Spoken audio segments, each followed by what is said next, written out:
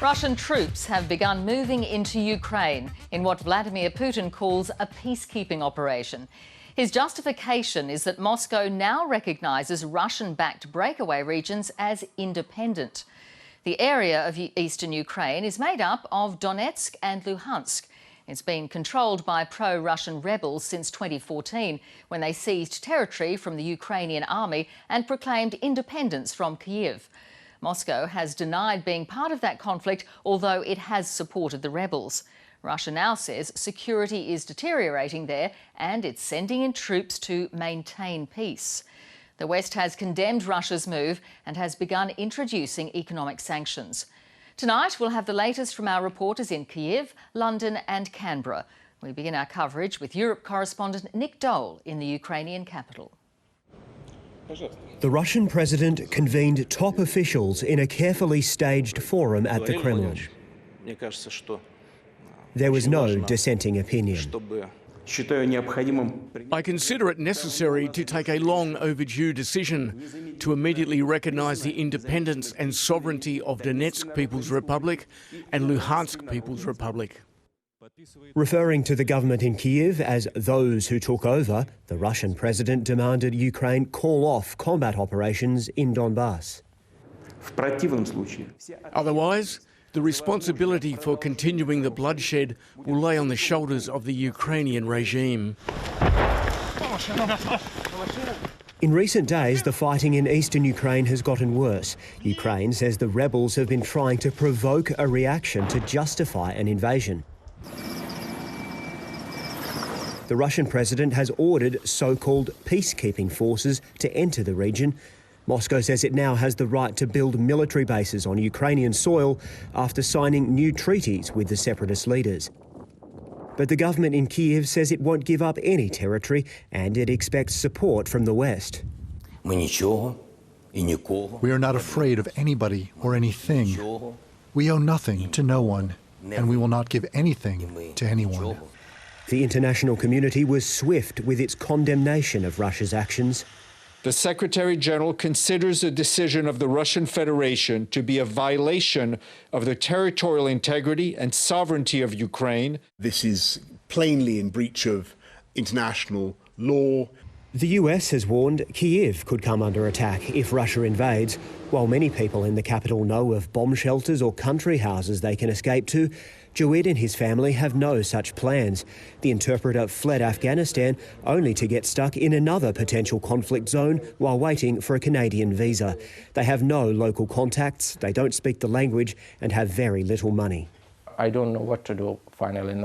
Meanwhile, it's about to start a war in Ukraine too, as I follow the news every day and I'm just worried that what will we do now? Because I ran from one war and now I'm involved in another one. A reminder that what happens next in this crisis could affect the future of millions. Nick Dole, ABC News, Kyiv. And Nick Dole joins me now from Kyiv. Nick, what's been the reaction there to Russia's announcement? Are people alarmed? Hi, Juanita. I think there is a sense of concern here, but not panic, because many Ukrainians say they predicted this kind of strategy from Vladimir Putin. They say they've seen this kind of thing before. If anything, there's a sense of defiance here, because President Putin really attacked the very notion of Ukrainian statehood in his speech, portraying it as weak, feeble, corrupt, and in need of Russian guidance. Well, many people here say they want to put the Soviet past behind them, but they don't think Vladimir Putin can let it go. And in that sense, it is unpredictable here because it's so personal to the Russian president. While it might not seem rational to advance any further into Ukraine or even come for the capital, Kyiv, there is a concern that rationality may have gone out the window. So what's the Ukrainian government's strategy now? The Ukrainian government says it won't be giving an inch, no territory at all. We've already seen some more military resources heading to the east of the country. The president here, Volodymyr Zelensky, says now is the time that his country will discover who its real friends are versus the countries that simply want to scare Russia through words, as he puts it. In other words, he wants more military support and sanctions that actually bite. Juanita. Nick Dole reporting there. The Russian president's speech has revealed just how deeply divided Moscow and the West are, not just on Ukraine, but more broadly on security in Europe. Europe correspondent Steve Kinane joins me now from London. Steve, how will European leaders respond to this crisis?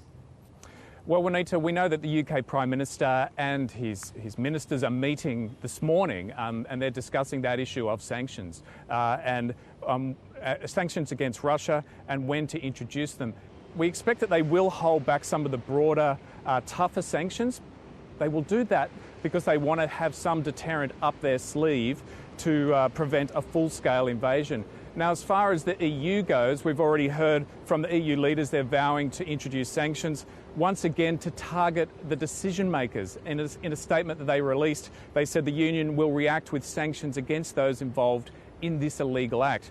Now, it's harder to get agreement with the EU, of course. There's 27 countries. Some of those countries are more reliant on Russian gas for cheap energy than others, but we will find out in the coming hours how tough and how targeted those sanctions will be. Steve Kinane speaking to us there from London. The Morrison government says it'll be in lockstep with its allies when they decide to introduce those sanctions. The Prime Minister has called Russia's threats unacceptable, unprovoked and unwarranted. Here's political editor Andrew Probyn. Russian troops poised to deliver their president's decree. Vladimir Putin claims their dispatch into eastern Ukraine is for peacekeeping. The rest of the world sees it otherwise. An attack on Ukraine is an attack on the sovereignty of every UN member state. It's unacceptable, it's unprovoked, it's unwarranted. Australia joining international condemnation of Russia's aggression amid deep concern over what it might mean for the people of Ukraine. Absolutely violent confrontation with terrible human consequences. We call upon Russia to back off. Australia and allies are determining whether President Putin's so-called peacekeeping mission constitutes a military invasion, although Kiev is in no doubt. We need strong political condemnation. We need sanctions as soon as possible. If Russia is hit with sanctions, it will be coordinated. The National Security Committee of Cabinet is believed to have Australian penalties ready once the US and the UK act. The moment that other countries put in place strong and severe sanctions, we will be in lockstep with them. Significant sanctions already exist against Russia, dating back to the downing of flight MH17 in Ukraine that killed all on board, including 38 Australians. I'm going to shirt front Mr Putin. You bet you are. You bet I am. Tony Abbott's government slapped travel bans on certain individuals and suspended some financial and trade ties, including a uranium supply agreement reached between President Putin and John Howard 15 years ago. Australians in Ukraine were advised to leave the country weeks ago, and there's talk that some Ukrainians forced to flee could be offered safe haven in Australia.